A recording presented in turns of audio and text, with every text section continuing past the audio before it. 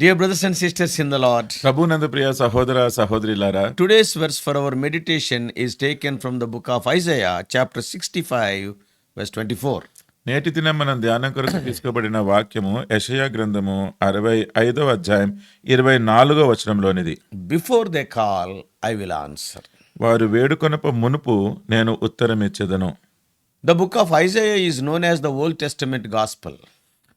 యెషయా గ్రంథము ఇది పాత నిబంధనలోని సువార్తగా పిలువబడుతుంది. It takes us from the judgment of God's sinful people దేవుని బిడ్డల యొక్క తీర్పు నుంచి, అంటే పాపము చేసిన వారి యొక్క తీర్పు నుంచి, and it will take us through the millennial reign of Christ.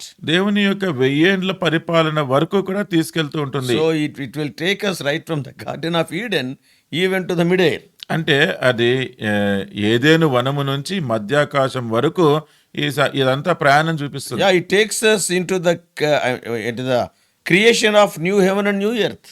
నూతన ఆకాశము, నూతన భూమి, వాటి యొక్క సృష్టి గురించి అక్కడి వరకు తీసుకెళ్తుంది. So in the starting of the book of Isaiah, యెషయా గ్రంథం ఆరంభంలో it speaks of the denunciation of Israel for her sins. ఇశ్రాయేలు తను చేసిన పాపాన్ని బట్టి ఏ రీతిగా అయితే శిక్షింపబడిందో దాని గురించి చెప్పబడుతుంది. It also speaks about the Lord's judgment on the surrounding godless nations. ఆ చుట్టూ దేవుని యందు భక్తి లేని, భక్తిహీనమైన ప్రజలు ఎవరైతే జీవిస్తూ ఉన్నారో వారి మీద దేవుని తీర్పు గురించి కూడా చెప్తుంది. So a number of subjects are covered in these 66 chapters of Isaiah. అందుకనే యెషయా పుస్తకములోని 66 అధ్యాయాలలో అనేకమైన విషయాలు రాయబడి ఉన్నాయి. The subject regarding deliverance, regarding pardon. విమోచన గురించి, క్షమాపణ గురించి, The subject like comfort or restoration. ఆదరణ గురించి, పునర్నిర్మాణం గురించి, And also the subject like the rejection of Messiah and the suffering servant of God. మెస్సయ్యను తృణీకరించడము, లేకపోతే విలపిస్తున్న దేవుని భక్తుని The గురించి, suffering servant of God, that is Lord Jesus. యేసుక్రీస్తు ప్రభువారు అంటే వేదనకి గురైన దేవుని భక్తుడి గురించి, And it is written about his amazing sacrifice for sin. పాపము గురించి, ఆయన చేసిన గొప్ప త్యాగము గురించి. Even Isaiah wrote about the wonders of the millennial rule of Christ on earth. భూమి మీద యేసుక్రీస్తు ప్రభువారి యొక్క 1000 ఏళ్ల పరిపాలన యొక్క అద్భుతమైన విషయాలు కూడా యెషయా ఇక్కడ రాసినాడు. It also records the powerful prayer of the helpless little people, remnant of believers who cry out for help and salvation. శేషించిన ప్రజలు, విశ్వాసులు ఎవరైతే ఉన్నారో వాళ్ళు ఎంతగానో నిస్సహాయమైన పరిస్థితుల్లో వారు సహాయం కొరకు ఎలాగ మొరపెట్టుకున్నారు, ఎలాగ ప్రార్థించినారు, ఆ విషయాలు కూడా ఇక్కడ రాయబడి ఉన్నాయి. Coming to today's verse for our meditation, నేటి దినము మనం ధ్యానం చేసుకుంటున్న ఈ వచనానికి వస్తే, we understand that God is the infinite thought reader. దేవుడు ఆయన మితిలేని ఆలోచనను ఆయన చదివేగలిగే శక్తి కలిగిన వాడని చూస్తున్నాం. You may have any kind of thought and any corner of your brain. మీ మనస్సులో లేకపోతే మీ మెదడులో ఏ మూల ఎటువంటి ఆలోచన ఉన్నప్పటికీ కూడా He can read it. ఆయన ఆ ఆలోచన చదవగలడు. He says that the answer comes even when the prayer is just but a thought. ఇక్కడ చూడండి, మనము వేడుకొనప మునిపే అంటే మన ప్రార్థన ఇంకా మన ఆలోచనలో ఉన్నప్పుడే దానికి ఉత్తరం వస్తుంది. So what a comfort and joy it is to know that the Lord know and understand the deepest longings of our heart. మన హృదయాంతరంగంలో ఎంతో లోతైన కోరికలు, ఎటువంటి ఆశలు మనం కలిగి ఉన్నామో అవన్నీ కూడా దేవుడికి తెలుసు అన్న సంగతి ఎంత సంతోషాన్ని ఇస్తుంది, ఎంత ఆదరణ కలిగిస్తుంది. He is a God who knows the ending from the beginning, as we read in Isaiah 46:10. యెషయా గ్రంథము 46:10లో చదివినట్టుగా ఆయన ఆరంభము నుండి అంతము ఎరిగిన దేవుడు. He hears and answers the prayers of his people. తన ప్రజల యొక్క ప్రార్థన ఆయన విని దానికి జవాబిస్తాడు. When? ఎప్పుడు? The beauty is before the prayer crosses their hearts and their lips.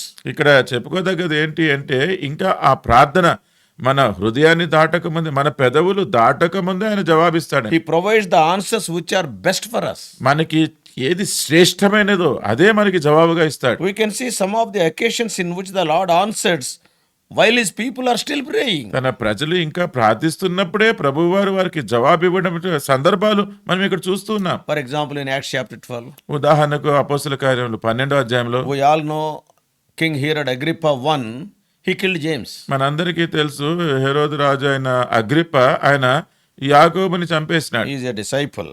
ఆయన శిష్యుడు. And he kept Peter in the prison.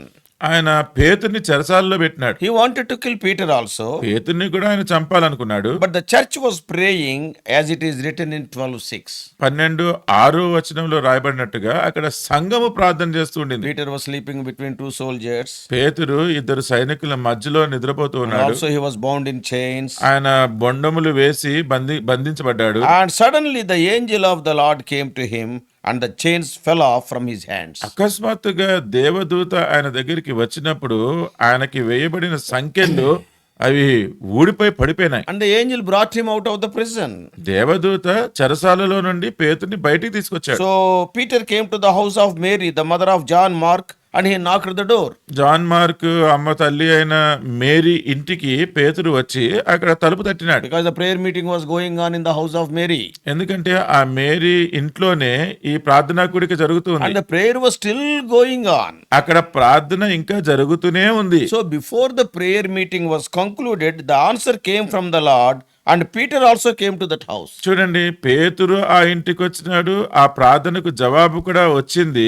అంటే ఆ ప్రార్థన ముగించబడక ముందే ఆ ప్రార్థనకు జవాబు Oh, వచ్చేసింది. what a fulfillment of this promise. చూడండి, ఈ వాగ్దానం ఎంత చక్కగా అక్కడ నెరవేర్చబడటం Even చూస్తున్నాం. in the Old Testament. పాత నిబంధనలో కూడా Oh, there are many examples we can quote. ఇలాగ చెప్పుకోవడానికి చాలా ఉదాహరణలు ఉన్నాయి. We know that there was a great encounter between the Baal's prophets and the one-man army Elijah on Mount Carmel. బయలు ప్రవక్తలు అలాగే ఒకే వ్యక్తి యోధుడులాగా ఉన్న ఏలియాకి వారిద్దరి మధ్యలో అక్కడ ఒక పోరాటం జరుగుతుంది. Mount Carmel. కర్మేలు పర్వతం మీద. We read in 1 Kings 18:37. అక్కడ మొదటి రాజుల గ్రంథము 18:37 మనం చదువుతున్నాం. There Elijah was praying. అక్కడ ఏలియా ప్రార్థన చేస్తున్నాడు. 1 Kings మొదటి రాజులు and 18th chapter మొదటి రాజులు 18వ అధ్యాయం and verse 37. 37వ వచనం. Hear me, O Lord, hear me, that this people may know that thou art the Lord God, and that thou hast turned their heart back again. 37. 37వ వచనం అండి. మొదటి రాజులు 18:37. యెహోవా నా ప్రార్థన ఆలకించము, యెహోవావైన నీవే దేవుడవై ఉన్నావనియు, నీవు వారి హృదయములను నీ తట్టుకు తిరుగు చేయుదురనియు ఈ జనులకు తెలియనట్లుగా నా ప్రార్థన అంగీకరించుము. He is praying. ఆయన ప్రార్థిస్తూ ఉన్నాడు. But it is further written in verse 38. అయితే 38వ వచనంలో ఇంకేమని రాయబడిందంటే, Then the fire of the Lord fell and consumed the burnt sacrifice and the wood and the stones and the dust and licked up the water that was in the trench. అతడు ఈలాగున ప్రార్థన చేయుచుండగా ఆయన ఇంకా అలాగా ప్రార్థన చేయుచుండగా యెహోవా అగ్ని దిగి దహన బలి, పశువును, కట్టెలను, రాళ్లను, బుగ్గిని దహించి కందకు మందున్న నీళ్లను ఆరిపోచేసెను. So before Elijah completed his prayer, ఏలియా తన ప్రార్థన ఇంకా ముగించక ముందే the answer in the form of the fire of the Lord fell. దేవుని దగ్గర నుంచి అగ్ని అది దిగి వచ్చింది. Before they call, I will answer. వారు మొరపెట్టక మునుపే నేను ఉత్తరం ఇచ్చేదను. Shall we see one more example? నేను ఇంకొక ఉదాహరణ చూద్దామా? We can see another example from the life of King Hezekiah. హెజికియా రాజు తన జీవితంలో నుంచి ఇంకొక ఉదాహరణ చూడొచ్చు. In 2 Kings 20, chapter 20. రెండవ రాజుల గ్రంథము 20వ అధ్యాయంలో. And we see that King Hezekiah was sick unto death. అక్కడ హెజికియా రాజు మరణకరమైన రోగంతో ఉన్నాడు. God sent prophet Isaiah to convey that news to the king. ఆ వార్త తెలియజేయడానికి దేవుడు యెషయా ప్రవక్తను ఆయన దగ్గరికి పంపించినాడు. And Isaiah delivered that message to Hezekiah. అప్పుడు యెషయా ఆ వార్తను హిజ్కియా రాజుకి తెలియజేసినాడు. Immediately in verse 2, chapter 20, 20వ అధ్యాయం 2వ వచనంలో King Hezekiah turned his face to the wall and prayed unto the Lord. అతడు తన ముఖము గోడవైపు తిప్పుకొని దేవునికి ప్రార్థన చేసినాడు. And Hezekiah reminded God of his own upright life. తన యథార్థమైన జీవితం గురించి హిజ్కియా దేవునికి గుర్తు చేస్తూ ఉన్నాడు. And how he did things in God pleasing manner. దేవునికి ప్రీతికరమైన రీతిలో ఆయన ఎట్లాగా పనులు చేసినాడో. By that time, where is Isaiah? ఆ సమయానికి యెషయా ఎక్కడున్నాడు? He delivered the message. తన వార్త తెలియజేసినాడు. Now on his way back, prophet Isaiah had gone out into the middle court. అక్కడ వార్త చెప్పేసిన తర్వాత అయచా అక్కడి నుంచి తిరిగి వెళ్ళిపోతూ నడిమిశాల. నడిమశాలలోకి వచ్చినాడు. And but the word of the Lord came to prophet, and God asked Isaiah to convey the good news to King Hezekiah. దేవుని యొక్క వాక్కు అది యెషయాకి తెలియజేయబడి యెషయా మళ్ళీ ఆ మంచి వార్త హిజ్కియాకి తెలియజేయడానికి వెళ్ళమన్నాడు. And God heard his prayer. What is that good news? Oh Hezekiah, God heard your prayer and saw his tears and extended his lifespan by another 15 years. ఆ మంచి వార్త ఏంటండి? ఓ హిజ్కియా, దేవుడు నీ ప్రార్థన ఆలకించినాడు, నీ కన్నీరుని చూసినాడు, అందుకనే నీ జీవితాన్ని ఇంకొక 15 సంవత్సరాలు పొడిగించినాడు అని. Keep Hezekiah aside for some time. కొద్దిసేపు హెజ్కియాని ప్రక్కన పెట్టండి. The beauty of God's answer is that even before Hezekiah concluded his prayer, the answer came from the Lord. దేవుడు ప్రార్థనకి జవాబిచ్చిన విషయము ఎంత చక్కగా ఉంది అంటే హిజ్కియా తన ప్రార్థన ముగించక ముందే ఆ ప్రార్థనకు దేవుడు జవాబిచ్చేసినాడు. We can see similar things happening in many places in the scripture. అలాగే లేఖనాలలో ఇటువంటి సంఘటనలు చాలా జరగడం చూస్తూ In ఉంటాం. Acts 10, it has happened when the Holy Ghost fell on all those who heard Peter's message. అపోస్తల కార్యాలు 10వ అధ్యాయములో ఎంతమంది అయితే పేతురు యొక్క వర్తమానం ఆలకించినారో వారందరి మీదకి పరిశుద్ధాత్మ దేవుడు దిగి Yeah, we వచ్చినాడు. can read in Acts chapter 10. మనము అపోస్తల కార్యములు 10వ అధ్యాయంలో అది చదవచ్చు. Acts chapter 10 అపోస్తల కార్యములు 10వ అధ్యాయము and verse 44. 44వ వచనం. While Peter yet spake these words, the Holy Ghost fell on all them which heard the word. పేతురు ఈ మాటలు ఇంకా చెప్పుచుండగా ఆ. అతని బోధ విన్న వారందరి మీదకి పరిశుద్ధాత్మ దిగెను. In few other occasions also we can see the same thing happening. ఇంకా కొన్ని సందర్భాలలో కూడా ఇలాగే జరగడం మనం చూస్తాం. We know that the God of the Bible is an omniscient God. He knew everything. బైబిల్లో ఉన్న దేవుడు ఆయనకి సమస్తము తెలుసు. ఆయన అన్ని సర్వజ్ఞుడు. ఎరిగిన దేవుడు, సర్వజ్ఞుడైన దేవుడు. He knows the heart of man. ఆయన మనుషుని యొక్క హృదయం ఎరిగిన దేవుడు. He knows those who are his. ఆయనకి ఎవరు చెందినవారో వారి గురించి ఆయనకి He తెలుసు. can read the thoughts of the hearts of all his created beings. తను సృష్టించిన ప్రతి సృష్టి యొక్క హృదయాన్ని ఆయన చూడగలడు. He will execute his plans to redeem those who trust in him. ఆయన యందు నమ్మిక ఉంచిన వారి యొక్క ప్రణాళికల్ని అవి నెరవేర్చడానికి ఆయన సహాయం చేస్తారు. Those plans are formulated before the foundation of the world. ఆ ప్రణాళికలన్నీ కూడా భూమి పునాదులు వేయబడక ముందే అవి ఏర్పరచబడ్డాయి. So whether they are the prayers of the Old Testament saints పాత నిబంధనలో ఉన్న భక్తుల యొక్క ప్రార్థన అయినప్పటికీ or the prayers of the church age saints, that is you and me, సంఘ చరిత్రలో ఉన్న అంటే మీ యొక్క నా యొక్క ప్రార్థన అయినప్పటికీ they are heard and answered by God. దేవుడు వాటిని ఆలకించి దానికి జవాబిస్తాడు. He knows the pleadings of our heart before we translate them into prayer. మన హృదయంలో ఉన్న మన కోరికలు లేకపోతే మన ఆశ ఏదైతే ఉందో దానిని మనం ప్రార్థనలో తెలియజేయక ముందే దేవుడికి తెలుసు. His answer is on its way before we call. మనం ఇంకా పిలవక ముందే దానికి జవాబు మార్గంలో ఉన్నట్టే. He answers all our prayers for his eternal praise and for our eternal benefit. తన నిత్య మహిమ నిమిత్తము మనకు నిత్యత్వంలో మేలు కలగడానికే మన ప్రతి ప్రార్థనకు ఆయన జవాబిస్తాడు. Therefore, being the children of God, let us have that faith that our God is not only prayer hearing but a prayer answering God.